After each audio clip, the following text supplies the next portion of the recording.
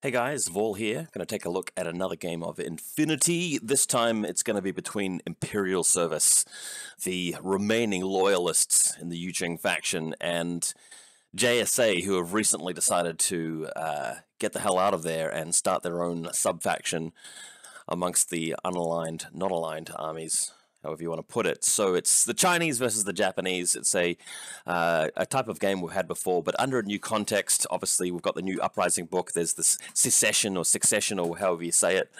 And this is going to be a game of safe area.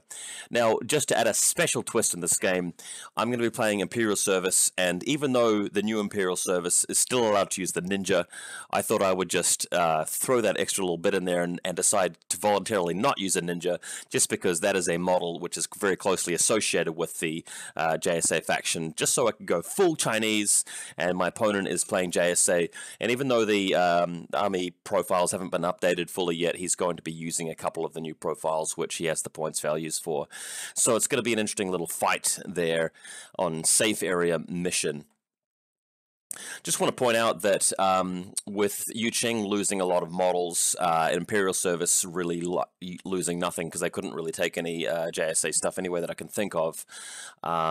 They had to really leave the ninja in there as the only thing, just because otherwise the Red Veil box set would have been invalidated. We'll talk more about Uprising and other related stuff later in the month, though. But for now, let's check out this game. And we'll go straight into it. I'll have a look at, there's no hidden deployment photos this time to check out, but we'll have a look at what's here. So I've won the roll for first turn or a table side, and I've decided to go for turn order as I normally do, and I've opted to go for second turn as I normally do, just because safe area, again, one of those missions which is a lot easier to win if you have the final turn. We have agreed at the start of the game not to use Intelcom, just because we prefer to use without it. If you guys watch my most recent bat rep between Onyx and LF, you'll see the greater discussion there. Unfortunately, this is a kitchen table at my house, bat rep in the evening, so the lighting not always that great.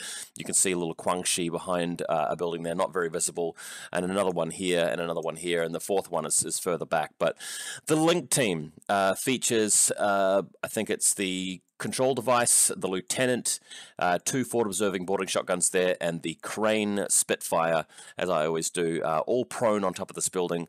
A little helper bot who's attached to a Sofitect, able to move around and help revive the crane if necessary. And this guy here is a sensor bot. From my deployment zone, you can see the two areas, 2 consoles I'm supposed to capture, but the main big deal is the fact that there's a big strip along here and another strip along here, and we're trying to actually tick off the quadrants and try and blank in. I'm supposed to really try and capture one of these or one of these here while still controlling one of mine.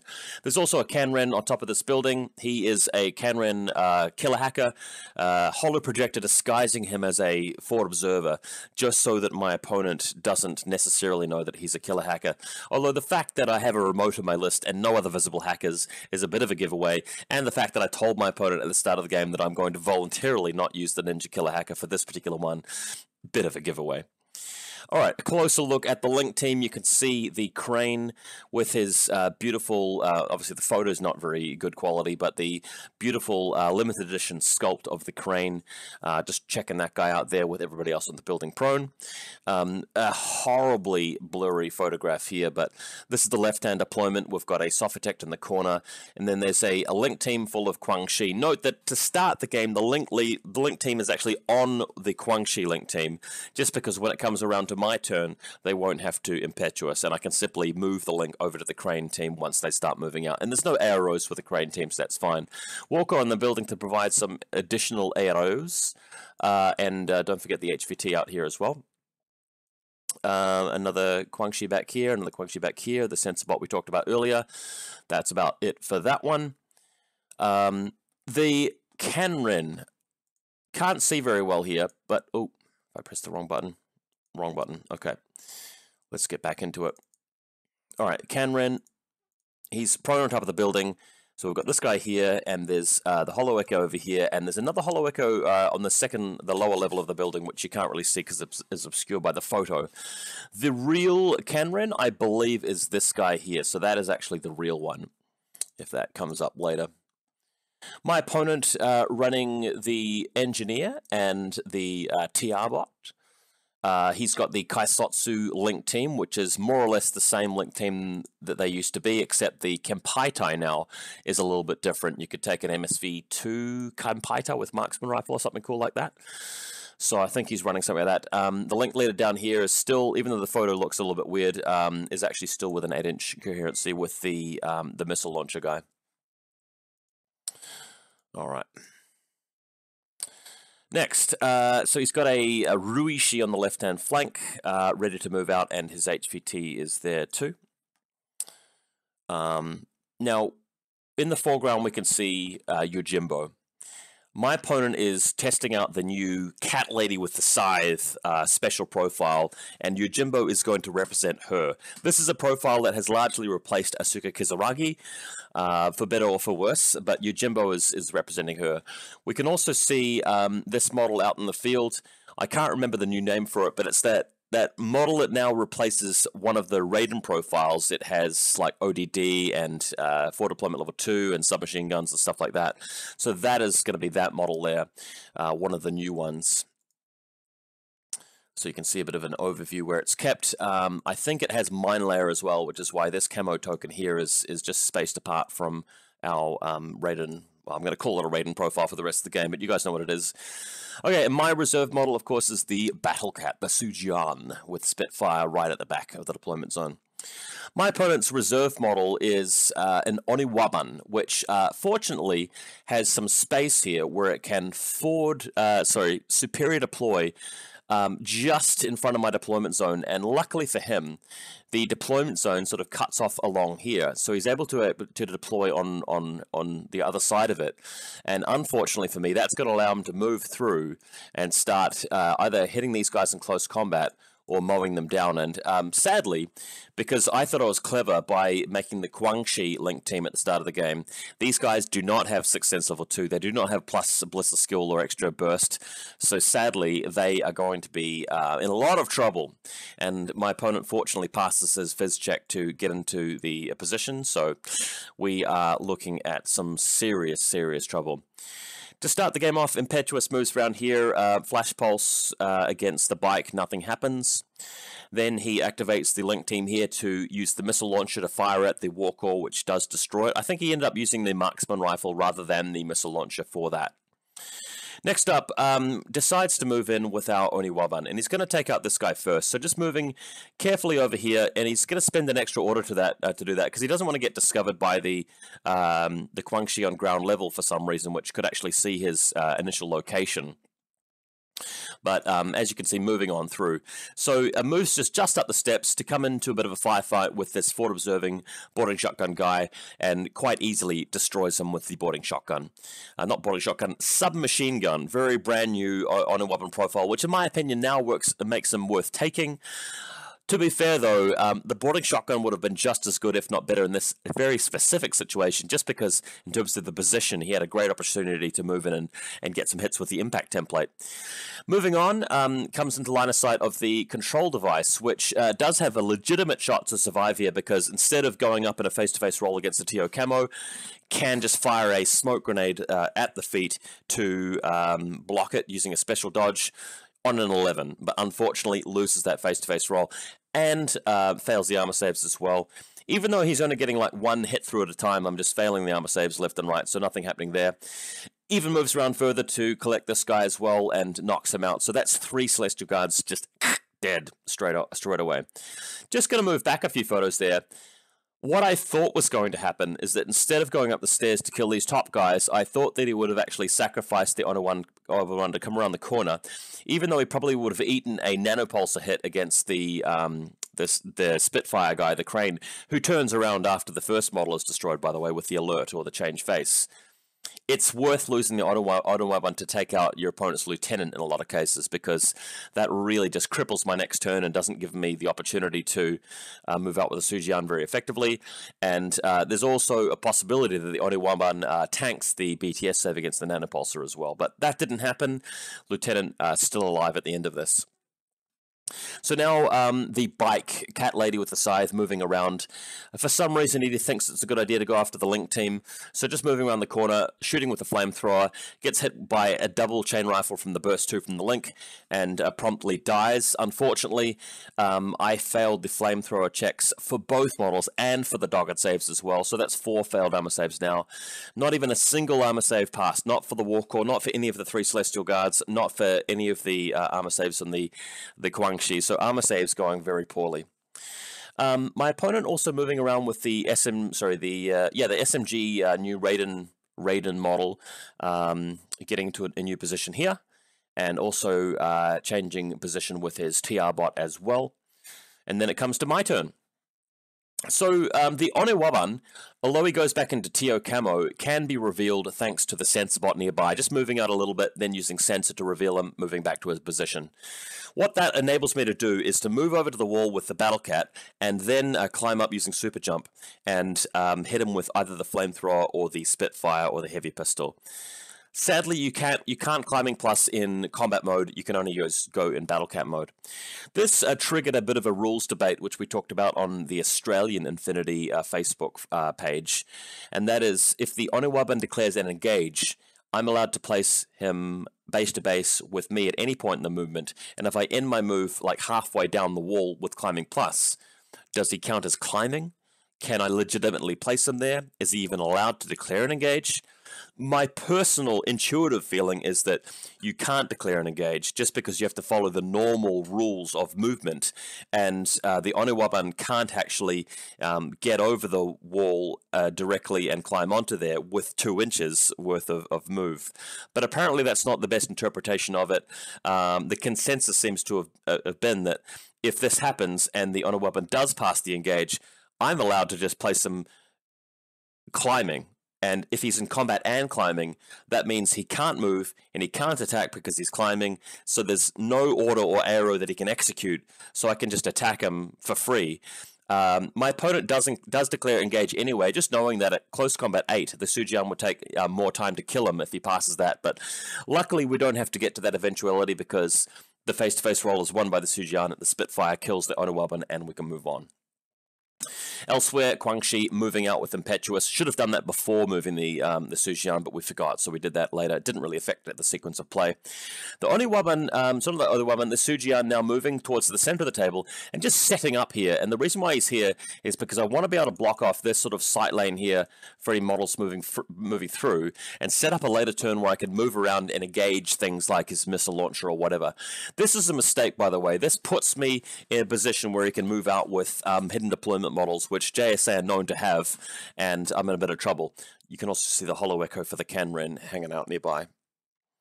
Okay, Crane moving out from his location. He started here, and he's now going to move out along down here to get to the spot, and he's also covering this angle off here, just because if he does move out with TO Camo troops or the Rushi or the TR bot, I might be able to sort of set up a link team here with well, not really any friendly Celestial Guards because I've lost them all. But just to provide a little bit of aero helpage there. Given that he's so tough, he can just back off with a guts check and go prone or whatever. Onewaban model's still there, but it's because he's unconscious. Alright, Sophitek now moving into action. She's going to be moving up the stairs, and once she moves up to this point, has to go prone here, and then go prone across here. And the point of doing this is to get to the Warcore and revive him to complete the classified experimental drug. I could have done that on some of the Celestial Guards, but the Guangxi, but I don't really want to lose him at this point. But at this stage here on the staircase, where I have to go prone because there's a missile launcher looking that way. She does manage to spend a whole lot of orders getting up there, though. I don't have enough time this turn to do it, but next turn I want to be able to just revive him. I think this is quite important because potentially the game may devolve to a point where at the end of 3 turns each, we've got 2 quadrants each. So I wanted to have the classified up and running just in case I needed to help break a tiebreaker. So to finish off my turn, we've got the Sujian. You can even see the Warcore up here. So the Sujian is in the middle of the table, just looking every which way here. And I've got the Crane rank looking down this side here. We've got assorted Guangxi also hold out to cover off a little bit of sight lanes there. And that's around about where we're at. My opponent now moving out with his SMG Raiden, not really a Raiden, but moving to these boxes here so he can get line of sight to Quang Shi in the distance. The reason why he's doing that is he wants to clear out that Quang Shi because it's got a chain rifle before moving in with his TO troops to try and assail my Su Jian. So that's exactly what happens. Does successfully destroy the Quang Shi along this long line. You can sort of see that she was here and she's firing her guns down this alleyway. It does actually force the Quang Shi to dodge, and he does successfully pass the dodge, enabling him to come up the staircase and at least surviving to provide an order for another day. But mission accomplished. He does get the fire lane cleared. So a ninja now appearing from behind cover in a hidden deployment in infiltration, and now walking around towards the Su Jian. I've got a killer hacker, Kanren, above the building right there, but number one, I can't reveal him because it's a marker, and number two, if I reveal him now, it's just going to be a face-to-face roll. I want to trigger my Skullbuster or my Red Rum once he's made it into combat and can't attack me back. Now, there is a bit of a nuance in the rules here. Technically, and there's been some serious forum threads about this, my opponent is technically allowed to ask me and point to that Kanren model and say, hey, is that model hackable? And I have to reply by saying, yes, it's hackable. And then what he can do is say, okay, well, I'm going to reveal the ninja, and I'm going to declare a whatever it is, a Red Rum or a Skullbuster or whatever, and target these models. I can respond by hacking him back, or I can just not respond and he can start picking off the hollow echoes, which is quite dangerous with attacks. The best thing for him to do would be to drop marker state and stealth altogether, force me to declare if I'm coming out of camo, and then do a trinity and just hit each individual hollow echo with one hit. So it's pretty bad. Both me and my opponent are friends. We're friendly guys, and we typically subscribe to a different way of playing, which is to ignore the rules and just say, hey, look, you know, we're not going to constantly ask each other if stuff's hackable. We're just going to play as is and wing it, basically, in these friendly games. In a tournament game, it might be a bit different, but it's an area of infiNity which isn't particularly well handled. Not only is the ninja closing on the Su Jian, as you can see, he's made it to this point here behind the thing here. There's another model coming through as well, which we know to be Saito Togan. And what he wants to do is just really make the Su Jian hurt by coming in from two different sides and just removing the possibility of me using a flamethrower or something like that. So that's where we're up to. The Rui Shi now moving out as part of a coordinated order, which involves, you know, Saito and the ninja and the Rui Shi, just because he wants to have a go at attacking the crane. So the ninja moves into close combat, and the Saito is also going to move into close combat as well, and we're going to go for a bit of a brawl, which I am extremely unlikely to win.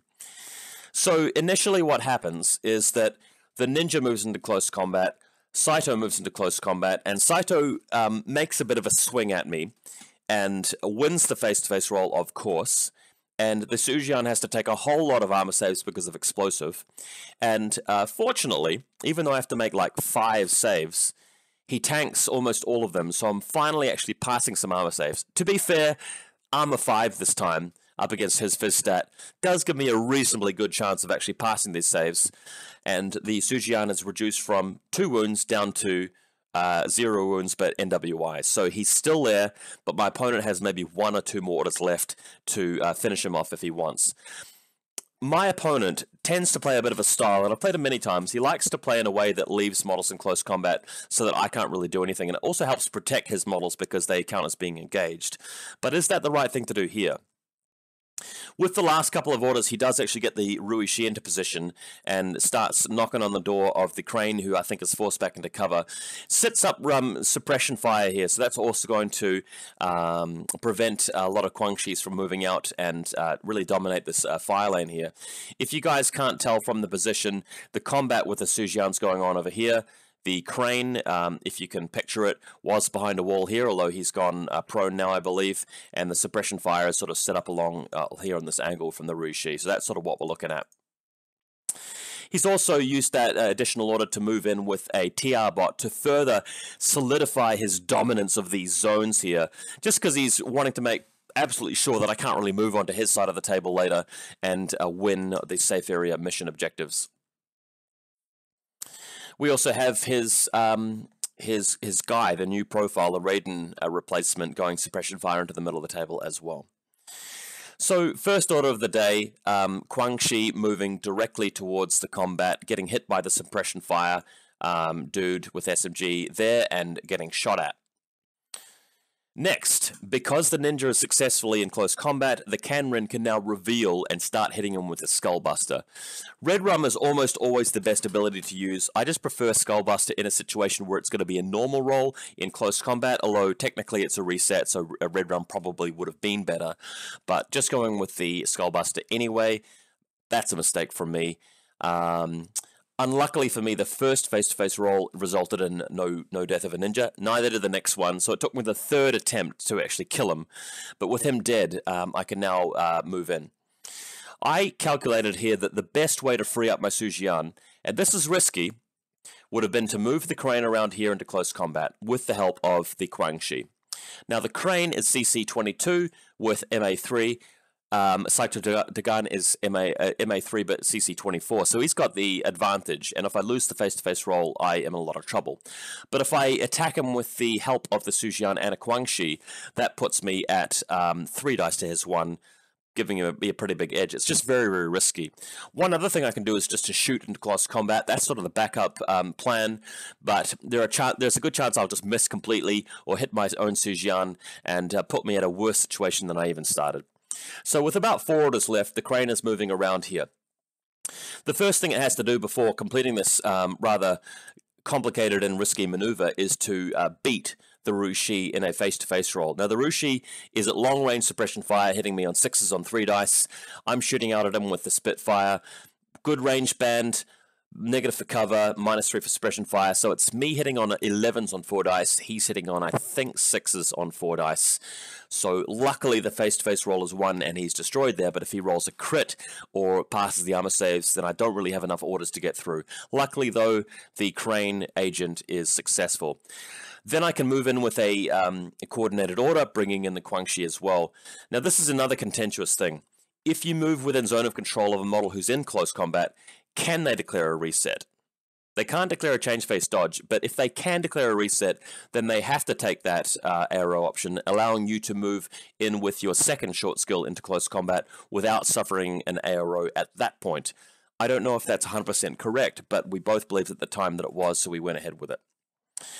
In the meantime, in the secondary group, the Sophitic has now passed an experimental drug rehabilitation of the Warcore, who is now alive again, and that's the classified completed.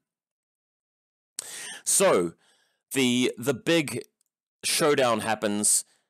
The crane comes in with his sword swinging. He's got a Guangxi backing him up. The Sujian is distracting the ninja from behind, and luckily the crane rolls a hit, and Saito does not roll a hit. A crit, that is.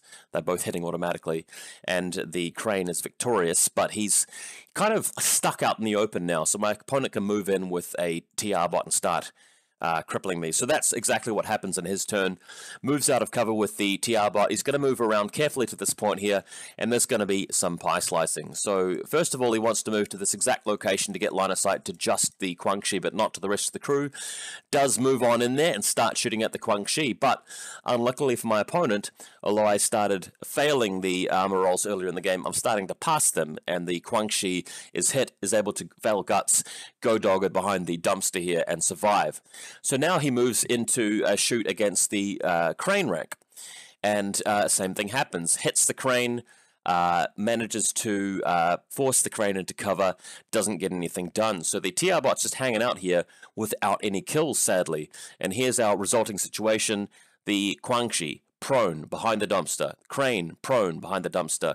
The Sujian is standing up there, but he's a tough nut to crack.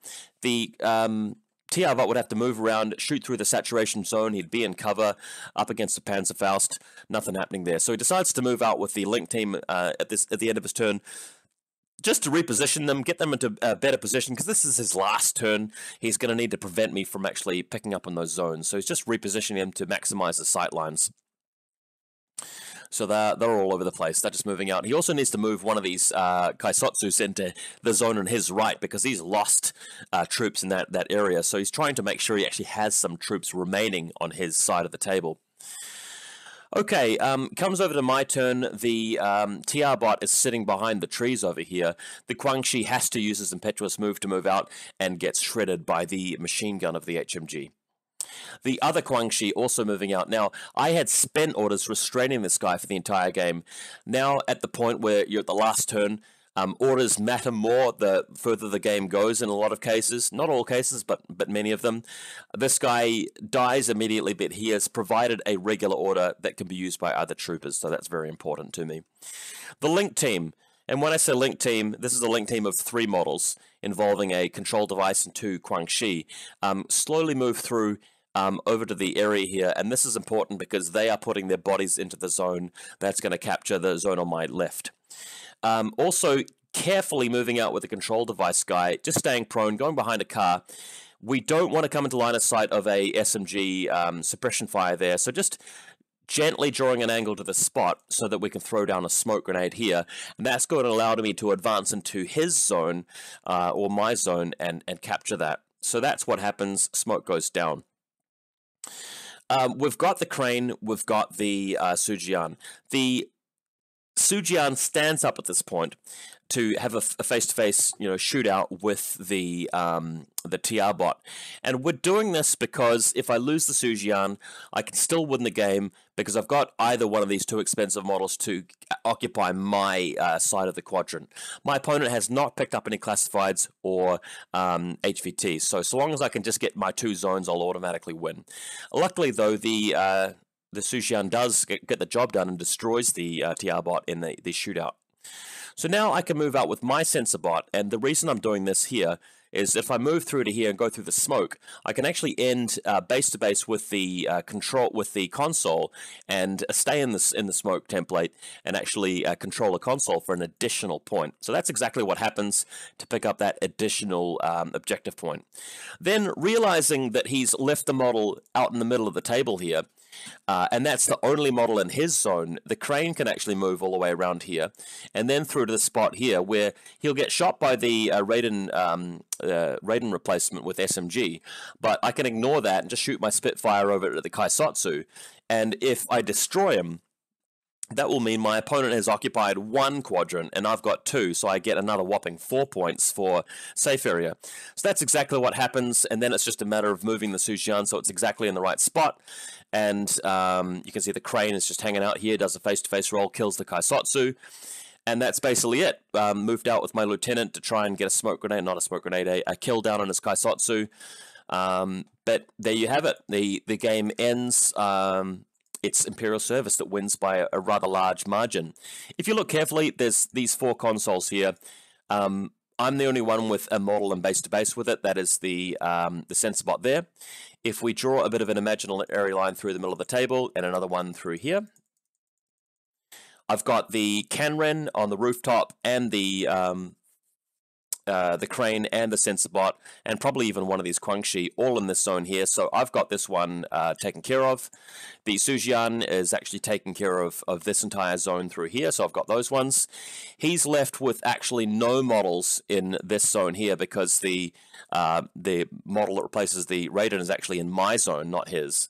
And although he's captured this zone over here, that only gives him 1 zone to my 2. So that's why it's a pretty massive win to Imperial Service. Guys, I hope you enjoyed this one. There'll be more bat reps coming soon. Had a bit of a blast this game. Chinese versus Japanese, taking it to the Japanese for leaving Yuching. We'll have more to say about that later in the month. Hope you guys enjoyed this one. We'll see you again soon.